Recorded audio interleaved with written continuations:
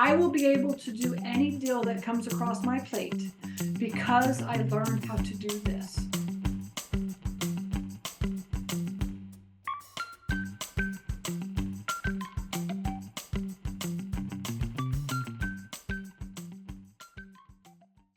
So for cash, I have a fund, right? Or I syndicate. I just came back from a 3-day boot camp, not a 3-day boot camp, a 3-day conference in Houston, the Raising Capital Summit. We spent 3 full days going over, like, people just like me going over deal after deal after deal. So for instance, I listened to a lady. This lady was amazing. I thought she was amazing. I can't remember her name because I listened to so many. And I set an appointment with her because she said, like, just set an appointment with me and we can talk about working together and stuff. And I was like, I want to work with her. But so this lady, this woman, her very first deal. So she was an investor. She flipped homes. And that's what she did, right? So she did a couple here, a couple there. And then she was like, I want to get into multifamily, which is like typical, right? Everybody wants to get into multifamily. And so she's like, I'm going to just start a fund is what she's going to do. And I'm going to try to go out and buy this apartment complex. And she said, so her very first apartment deal that she did was a syndication. And it was maybe $2 million or something. It wasn't a lot of money. I know 2 million sounds like a lot, but it's really not a lot of money, right? She picked, it was like a severely mismanaged apartment. And this is the same concept for storage. This is exactly what I do. But she went out and she went and she set up a fund. And she went out there and she raised the money to buy this apartment complex. And she picked that up for $2 million. And I think 3 years, she sold it for $8 million. Okay. It was amazing. It's a mismanaged facility, amazing, great deal. And then her second deal was a $40 million raise. She set up a fund. And the great thing that she does, because my fund is a 25-75 split. I take 25%. And my investors get 75% for a split, right? So we split that. And her fund, it's opposite. She gets 75% and her investors get 25%. Could you imagine doing a $40 million deal and get 75% of that deal and raising all the money yourself and then, managing and stabilizing yourself? I mean, this one was a complete badass. And I was like, I need to figure out how she's doing that.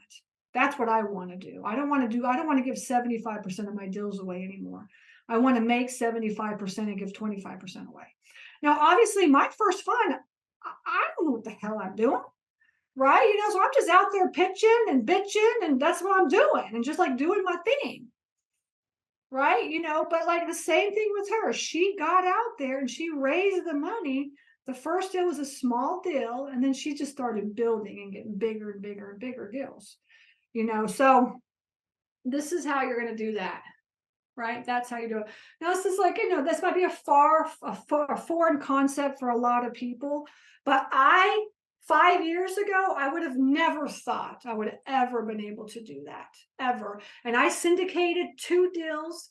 I co-sponsored a deal, I syndicated a deal, and I did a fund all in the last 6 months. So if I can do this, anybody can do it, right? I had to educate myself. I had to learn. I go to capital raising summits and I educate myself. Okay. I will be able to do any deal that comes across my plate because I learned how to do this. Raise cash, raise money. Okay. Seller financing. You all know that I push this, especially on the deal analyzer. Right? And we make 3 offers. Right? We do 3 different types of 3 different types of scenarios. Because the truth is when you talk to the seller, you don't know what's going to make them tick. Right? Is it the down payment? Is it the monthly payment? Is it the interest rate? Is it the purchase price? It's the end price. Right? So when you think of seller financing, you think of what is the end goal for the seller?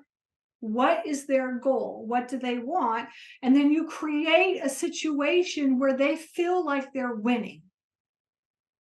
Okay. And it may be because they don't want to pay their taxes. It may be because they want to make sure their wife is secure when they die on a monthly basis, which is exactly what happened to me on both scenarios. It may be that they want to 1031 exchange the money in the next 2 years or whatever it is, So figure out what the owner's end goal is, right?